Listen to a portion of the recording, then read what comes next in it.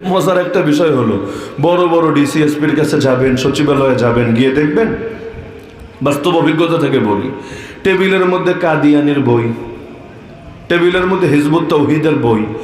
আপনি একটাবার চিন্তা করেন যে এই বাতিল ফেরকাগুলোর শক্তির উৎসটা আসলে কোথায়? ওদের লোক তো কম, এটা স্পষ্ট, লোক কম। পুরো বাংলাদেশ মিলালে কয়জন হবে? কিন্তু আপনি প্রশাসনিক সাপোর্টটাও পান না ওদের বিভিন্ন শয়তানি বন্ধ করার জন্য। কেন? ঝামেলাটা কোথায়?